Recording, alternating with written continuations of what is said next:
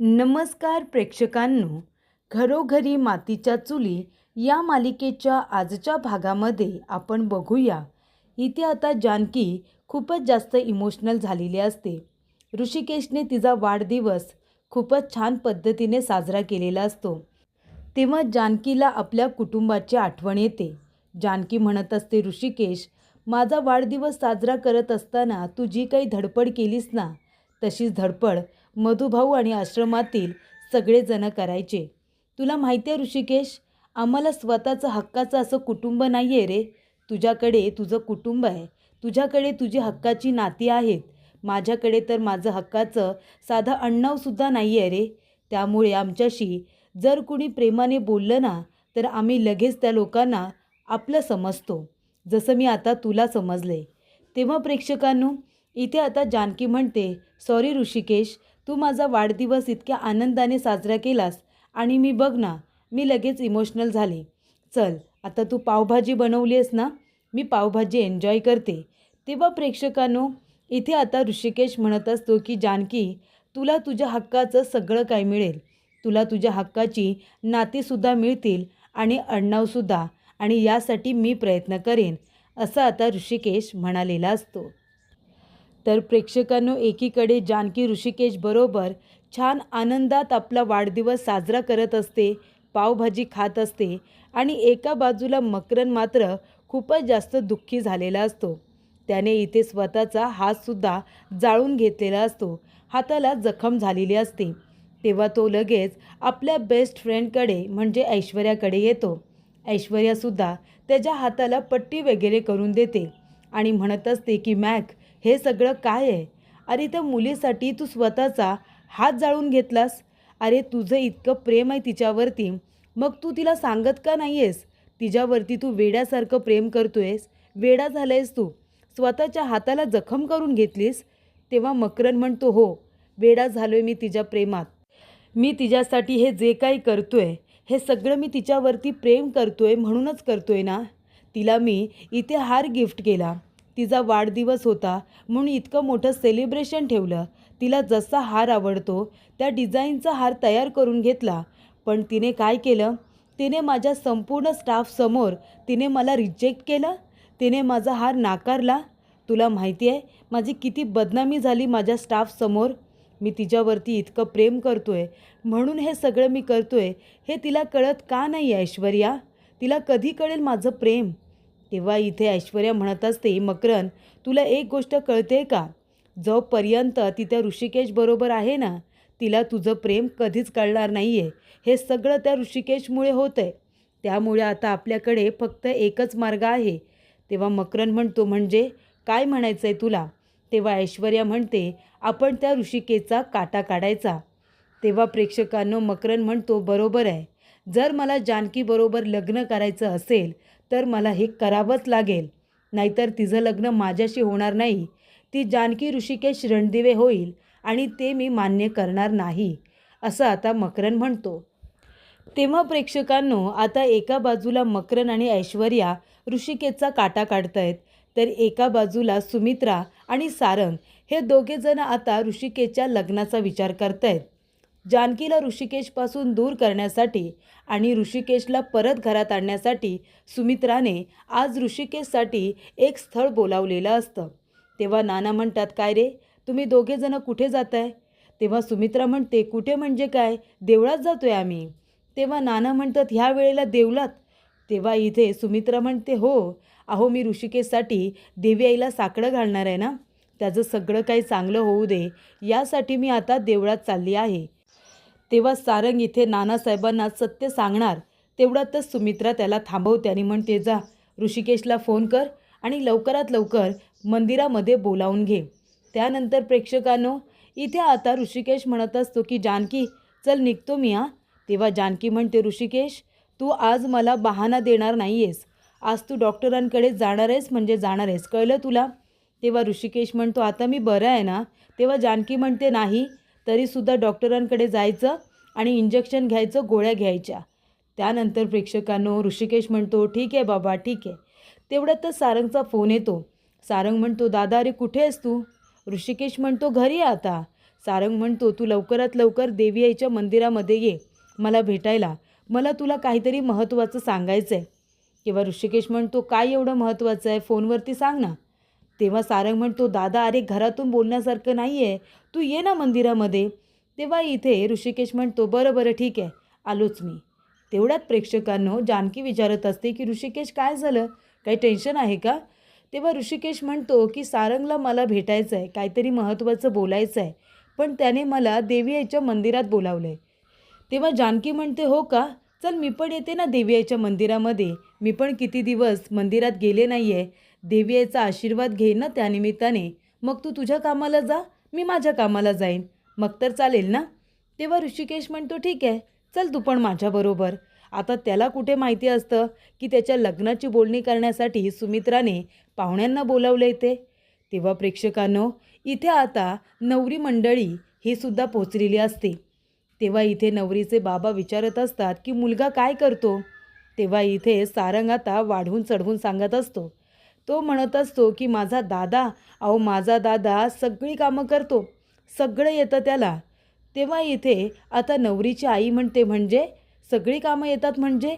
तेव्हा सारंग म्हणतो, म्हणजे तुम्ही म्हणाल बिझनेस करतो का, तर बिझनेस करतो, नोकरी करतो का, तर नोकरी करतो, शेती करतो का, तर शेतीही करतो, ओझी उचलतो का, तर ओझीही उचलतो. तेव्हा इथे सगळे म्हणतात, ओझी उचलतो म्हणजे. तेव्हा सुमित्रा म्हणते, अहो गंमत करतोय तो, आमची फॅक्टरी आहे ना, तो फॅक्टरीतली कामं बघतो, असं म्हणायचं आहे त्याला. तेव्हा सुमित्रा म्हणते, एक मिनिट हां, काय रे सारंग, तू ऋषिकेशला बोलावलं होतंस ना, अजून कसा आला नाही तो, फोन कर त्याला, फोन कर आणि लवकर यायला सांग. अरे माणसं खोळंबलीत ना. तेव्हा इथे सारंग म्हणतो, आई अगं घरूनच फोन केला होता, दादा अजून कसा आला नाही काही कळत नाही आहे. तेव्हा इथे सारंग आता फोन करायला जाणार, तेवढ्यातच ऋषिकेश आलेला असतो. तो म्हणतो, आई आला आला दादा आला. पण इथे दादा काही एकटा आलेला नसतो, दादाने येता येता सोबत वहिनीसुद्धा आणलेली असते. तेव्हा इथे ऋषिकेश म्हणतो, जानकी अगं चल ना. तेवढ्यातच जानकी त्याच्याबरोबर चालत असताना तिचा आता पाय मुरगळतो, आधीच तिच्या पायाला लागलेलं असतं. तेव्हा इथे ऋषिकेश तिला सावरतो. तेव्हा ऋषिकेश आणि जानकीला एकत्र बघून नवरी मंडळीची जी माणसं असतात ती आता भयंकर चिडलेली असतात. तेव्हा इथे मुलीला आणि मुलीच्या आईला दोघांनासुद्धा भयंकर राग आलेला असतो. ते म्हणत असतात, हे काय, हा आहे ना मुलगा, मग तो येताना आपल्याबरोबर मुलीला का घेऊन आलाय, ही थेरं आहेत का तुमच्या मुलाची, आपल्याबरोबर येताना कुणी मुलीला घेऊन येतं का, बघितलं तुमचा मुलगा किती गुणी आहे ते. तेव्हा सारंग म्हणतो, ओ एक मिनिट, तुम्ही माझ्या दादाला काही बोलायचं नाही आहे, मी आत्ताच सांगून ठेवतोय, दादाच्या विरोधात एक शब्दसुद्धा ऐकून घेणार नाही मी. तेव्हा इथे ती बाई म्हणते, बघा बघा, मगाशी हाच मुलगा आपल्याशी किती गोडगोड बोलत होता, पण आता जशी त्याच्या दादाला बोलले तसा बघा खऱ्या रूपात आला त्याच्या. म्हणजे एक मुलगा याला काही संस्कारच नाही आहे, तो उद्धट बोलतो, आणि दुसरा मुलगा ज्याला मी माझी मुलगी देणार होते तो मात्र इथे दुसऱ्याच मुलीला आपल्याबरोबर घेऊन येतो. जाऊ द्या हो, अशा घरामध्ये आपली मुलगी देण्यापेक्षा तिचं लग्न न झालेलं बरं, चला आपण निघूया, असं म्हणून आता नवरी मुलीकडची लोकं निघून जातात.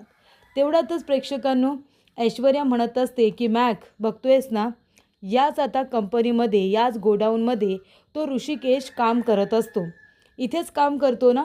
11 वाजता तो येतो काम करायला आणि त्यानंतरला आतमध्ये तो एकटाच असतो. मग तुला माहिती आहे ना नंतर काय करायचं आहे ते. तेव्हा त्यांच्याबरोबर एक माणूस आलेला असतो आणि त्याला इथे ऋषिकेशला मारण्याची सुपारी दिलेली असते. तेव्हा तो म्हणतो की मॅडम काळजीच करू नका, तुमचं काम होऊन जाईल. तेव्हा ऐश्वर्या म्हणते, मॅक पैसे दे त्याला. तेव्हा लगेचच मॅक खिशातून पैसे काढतो आणि त्या माणसाला देतो. तेव्हा ऐश्वर्या म्हणते, एक गोष्ट लक्षात ठेवायची, काम अगदी परफेक्ट झालं पाहिजे. तो म्हणतो, तुम्ही काळजीच करू नका. तेव्हा प्रेक्षकांनो इथे आता स्थळ हातातून निघून गेलेलं असतं, सगळेजण रागून चिडून गेलेले असतात.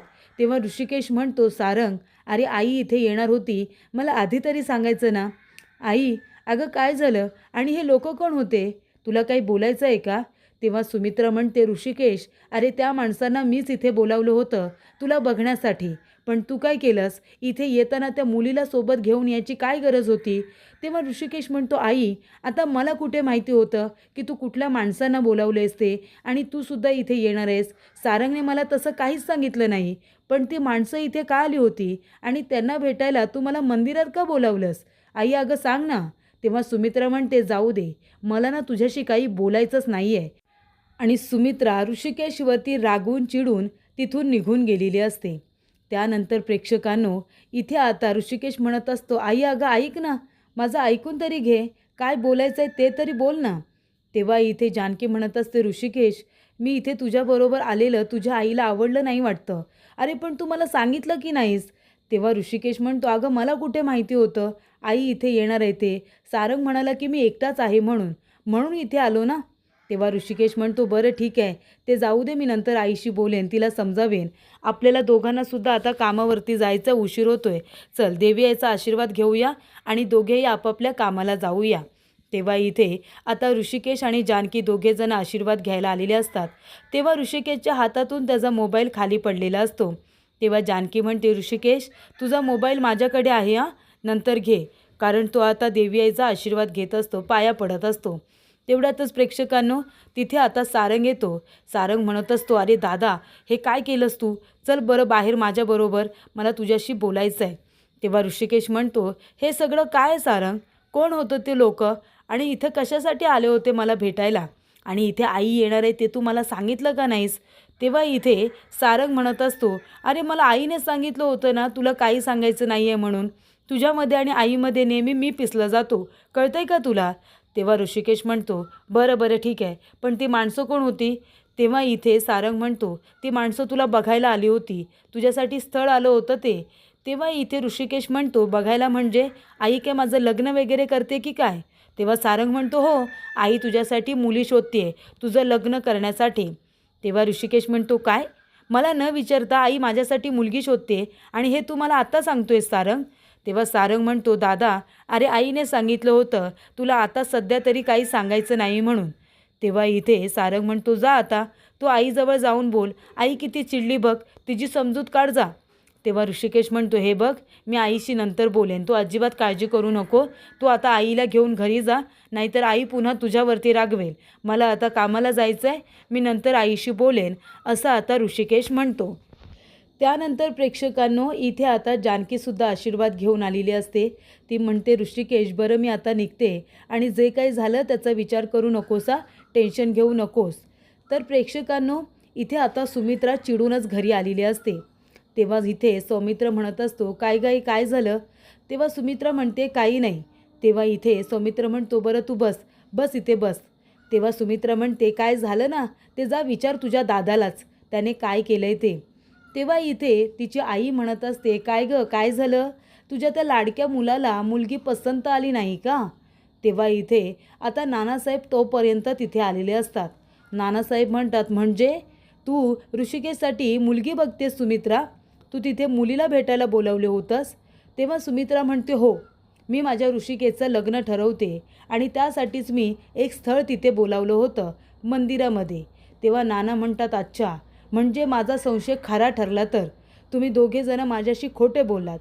तेव्हा इथे नाना म्हणत असतात की सुमित्रा, अगं ऋषिकेश अजून स्वतःच्या पायावरती उभा राहिलेला नाही आहे, तो नीट कमावत नाही आहे, तो आता कुठे कमवण्यासाठी बाहेर पडला आहे, तर तू का त्याच्या लग्नाचा घाट घालतेस? हे बघ, जोपर्यंत तो स्वतःच्या पायावरती उभा राहत नाही तोपर्यंत त्याचं लग्न करू नकोस.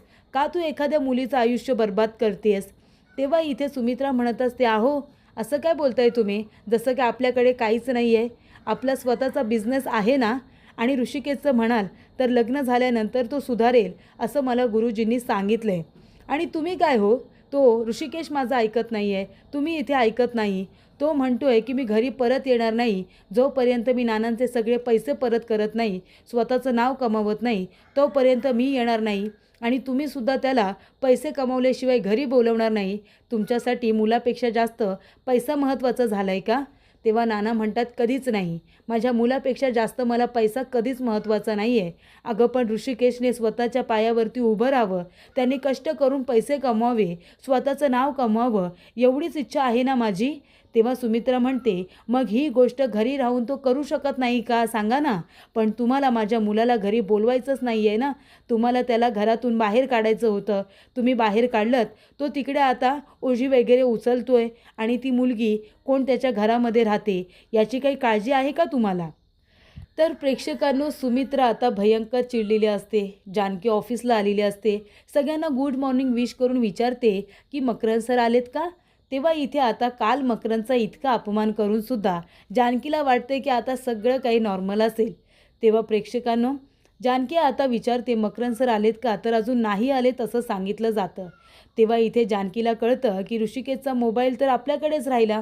तेव्हा जानकी म्हणते की रश्मी, अगं ऋषिकेशचा मोबाईल माझ्याकडे आहे, मी त्याला द्यायला जाऊ का. मी त्याला देते आणि पटकन येते. तोपर्यंत काही महत्त्वाची कामं असतील तर तू प्लीज सांभाळून घे, नाहीतर मला कॉल करशील. तेव्हा प्रेक्षकांनो, रश्मी म्हणते की बरं ठीक आहे, तू जाऊन ये. तेव्हा जानकी आता इथे ऋषिकेशचा मोबाईल देण्यासाठी त्याच्या गोडाऊनच्या ठिकाणी जाणारच असते. तोपर्यंत प्रेक्षकांनो, नाना म्हणत असतात की सुमित्रा, एक गोष्ट लक्षात ठेव, ऋषिकेश आता कष्ट करण्यासाठी बाहेर पडलाय, स्वतःचं नाव कमवण्यासाठी बाहेर पडलाय, तर त्याला कष्ट करू दे, पैसे कमवू दे. त्याच्या इथे रस्त्यातला अडथळा बनू नकोस. त्याला स्वतःला नावारूपाला येऊ दे. हे बघ, जोपर्यंत तो स्वतःच्या पायावरती उभा राहत नाही, जोपर्यंत तो स्वतःचं नाव कमवत नाही, तोपर्यंत त्याच्या लग्नाचा घाट घालू नकोस. मी हे तुला लास्ट, शेवटचं आणि स्पष्टपणे सांगतोय. कळलं तुला. तेव्हा इथे त्याला जरा कष्ट करू दे, त्याला इज्जत कमावू दे आणि तो हे सगळं करत असताना तू आई म्हणून त्याला सपोर्ट कर. त्याचा पाय खेचण्याचा प्रयत्न करू नकोस. हे मी तुला आता शेवटचं बजावून सांगतोय. त्याच्या लग्नाची घाई करू नकोस. तो स्वतःच्या पायावरती उभा राहिला की आपण त्याचं लग्न लावून देऊ. कळलं तुला. तेव्हा प्रेक्षकांनो, आजी म्हणत असते, बघितलंस ना सुमित्रे, नानासाहेबांनी जवळजवळ तुला आता धमकीच दिलेली आहे. आता काय करशील. त्याचबरोबर प्रेक्षकांनो, पुढील भागामध्ये इथे आता ऐश्वर्या म्हणत असते की तुला कळतंय का मॅक, आपला प्लॅन सक्सेसफुल होणार म्हणजे होणारच. आता तो ऋषिकेश आहे ना, तो काही जिवंत राहत नाही. आजचा दिवस त्याचा शेवटचा दिवस आहे. आणि तेव्हा प्रेक्षकांनो, इथे आता गोडाऊनच्या आतमध्ये असताना ऋषिकेशचा मोबाईल आता जानकीकडे राहिलेला असतो. तेव्हा इथे ऋषिकेश म्हणतो, अरे देवा, माझा मोबाईल तर जानकीकडे राहिला. तेव्हा प्रेक्षकांनो, इथे आता ऋषिकेश म्हणत असतो की आता कसा काय मोबाईल मागू. आणि तेवढ्यातच इथे गोडाऊनमध्ये सगळीकडे रॉकेल वगैरे टाकण्यात आलेलं असतं आणि तिथे मकरन येऊन स्वतःच्या हाताने आता आग पेटवतो, काडी लावतो तो तिथे रॉकेलला. त्यामुळे आता सगळ्या गोडाऊनला आग लागलेली असते. तेव्हा प्रेक्षकांनो, ऋषिकेश मात्र बाहेर आलेला असतो. तो त्या गोडाऊनमध्ये नसतोच. गोडाऊनमध्ये अडकलेली असते ती जानकी आणि सगळीकडे आग लागलेली असते. जानकी आता मधोमध फसलेली असते. तेव्हा जानकी म्हणत असते, ऋषिकेश कुठे आहेस तू ऋषिकेश. आणि तेवढ्यातच जानकीच्या डोक्यात जोरात कुणीतरी फटका मारलेला असतो. जानकी आता गोडाऊनच्या आतमध्ये पडलेली असते आणि ऋषिकेश मात्र बाहेर उभा असतो. पण ऋषिकेश जानकीला वाचवणार हे नक्की.